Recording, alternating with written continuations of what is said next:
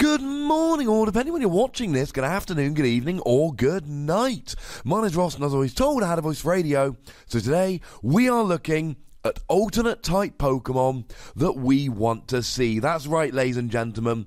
Over the past week, we have discovered that in GX Battle Boost, Sun and Moon 4 Plus, the latest mini expansion in Japan, they are having alternate type reprints, like this Tapu Lele. Same attacks, same relative attack cost, but different weakness, different resistance, if applicable, different typing.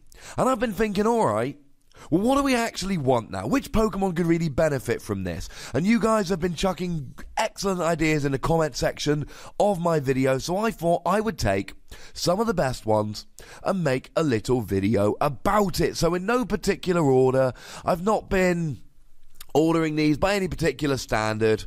Let's start off with a Psychic-type Venusaur from Shining Legends. Now, Venusaur is particularly exciting because of the ability. The ability means that all of the basic grass Pokemon, so not Rainbow, etc., it has to be basic grass, count double on all of your Pokemon. Now, it only can be used once. You can't have 4 Venusaur out and be using this ability 4 times so that all of your grass count as 5 grass. But you can double up your energy. And I've also been saying for a very long time that if we had a good way of accelerating psychic energy, we would have some Pokemon in the game that would be amazing. How about Toxapex GX? I get a bunch of deck lists sent to me, popped on my YouTube videos, etc. And I kid you not, the most popular rogue decks I get sent are always based around Toxapex GX. Now, it has a crippling weakness to Garbodor. That's a little bit of an issue. We're not completely keen on that. But we like the attacks. Spike Cannon, flip 4 coins, 30 damage times the number of heads. Don't forget it's only a stage 1, so it's not like it's going to be that difficult to get out. And then you can either put 10 damage counters on your opponent's Pokemon between turns with poison, not forgetting that you can always use Survivor to increase that poison to maybe 14 damage counters between turns. And then a GX attack that does 150 and gives Toxapex complete immunity from all effective attacks, including damage, during the following turn. What's the issue? Each of these take free energy. Now with Venusaur they'd come down to 2 energy, okay, fair enough. But that's still better than free energy. How about Lunala GX from Sun and Moon? Solgaleo sees a bit of play, Lunala sees no play whatsoever, but it's got the ability Psychic Transfer. Imagine having all of your psychic energy counting double, and then being able to move them around the field wherever you like, although admittedly that would mean playing 2 different stage 2s. Bit awkward. How about being able to do 120 for 2 energy and making sure that your opponent cannot heal their Pokemon next turn? How about for 2 energy being able to get a 1-hit KO on any basic non-GX using the GX attack Lunar Fall? This sounds like a lot of fun to me, ladies and gentlemen. I think a Psychic type Venusaur would be really, really good in the right deck. I think we need some psychic energy acceleration. Venusaur could work, and let's not forget that we need these to be realistic. Somebody in my comment suggested a metal type. That's right, metal type Tapu Koko. Sounds like fun, but the problem is that Tapu Koko is a lightning fairy Pokemon, so we're not getting a metal type. Venusaur, however, is grass and poison, which means having a psychic type Venusaur, it's something we've never had before. But it is something that would be entirely appropriate. Want another good example of one that might want to change typing and then be good? How about a fairy type baby Ninetales? Hey Nick. Alolan Ninetales is a really, really good Pokemon with a really, really fun ability. Alolan Ninetales has an ability that prevents all attacks of EXs and GXs. Now, a lot of the time, if you take something like Glaceon, it blocks evolved Pokemon, just use a Tapu Lele. But Alolan Ninetales blocks EXs and GXs, so you've got to try and take it down with something else. If you made it a fairy type, weirdly enough, it would keep the metal type weakness, because both fairy and ice Pokemon which in a trading card game come out as water, are weak to metal. And the fairy typing would be pretty much irrelevant. The only thing you're hitting for weakness is dragon, and dragon Pokemon are not relevant at the moment. So if it gains a pointless typing and doesn't get a different weakness, why would we possibly want a fairy type Alola Ninetales? And the answer is to use as a tech in Gardevoir decks. The attack cost would become a fairy double colourless. You would be able to use Secret Spring from a single Gardevoir to attach the energy, then attach a double colourless energy from your hand, and all of a sudden you're using Aurora Beam, and your opponent is not able to attack you because of Luminous Barrier. In the mirror match, it would be great. It would force him to use a Gallade. Against Metagross, it would force him to take you down with a Metang.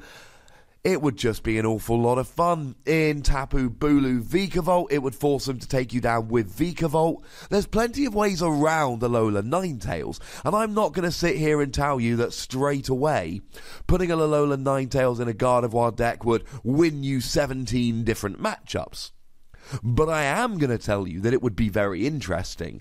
It would fit in very nicely, and it would help you in a bunch of matchups. And that, ladies and gentlemen, is why I personally think this is a very good idea. And you know I do, because if I didn't, it wouldn't be in the video.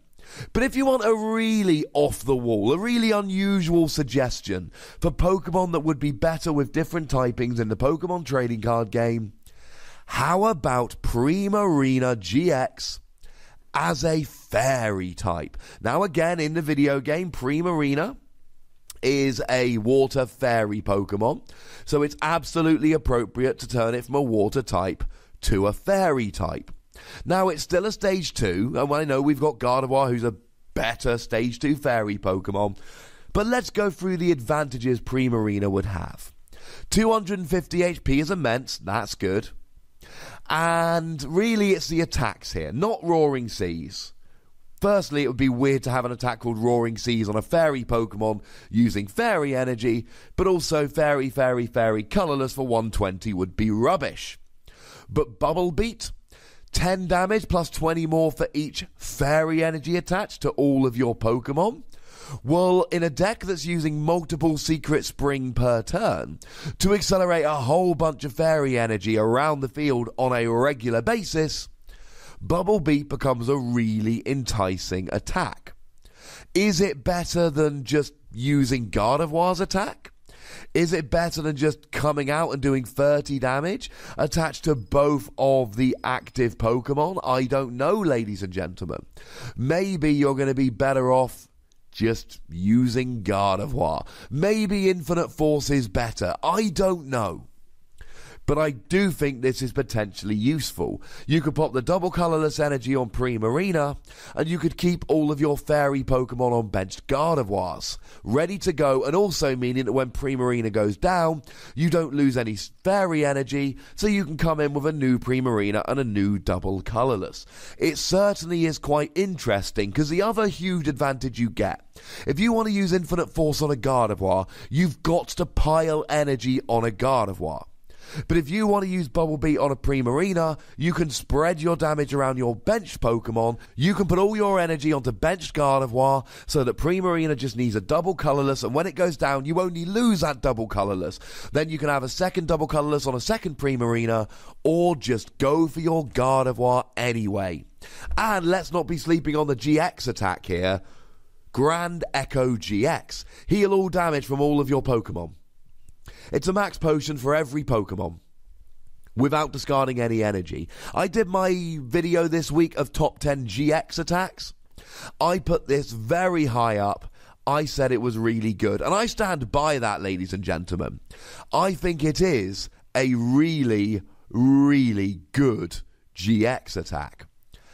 But having said that, it's never been on a good enough Pokemon before. Let's say you use two Gardevoir. They both get almost KO'd. Up comes Primarina, attaches a double colourless energy, completely heals all of your Gardevoir. I think a fairy-type Primarina would be really, really good. My biggest issue is, very simply, can you find space in a Gardevoir deck to play a Stage 2 Primarina. Now, you are already playing Rare Candy, that's fun. But is it not going to be just a little bit too awkward to pull off? I fear it might be. And without Gardevoir, you're not accelerating Fairy Energy fast enough. So Primarina only really makes sense with Gardevoir, and it is a Stage 2. But either way, it is a Pokemon I would very much like to see. They are free Pokemon I would like to see as alternate types. As always, ladies and gentlemen, I would love some ideas from you lovely people. Let me know in the comments. Go nuts, be nice. Make sure you like this video, subscribe to this channel, follow me on Twitter at the Wassy and Twitch for some live action at twitch.tv/PTCGRadio. If you want to support the podcast, get some bonus pods and all of that, then you can do so at patreon.com/PTCGRadio. But by far the most important thing, as always, is to look after yourselves until next time. Thank you very much for watching. My name's Ross, and you've been watching PTCG Radio.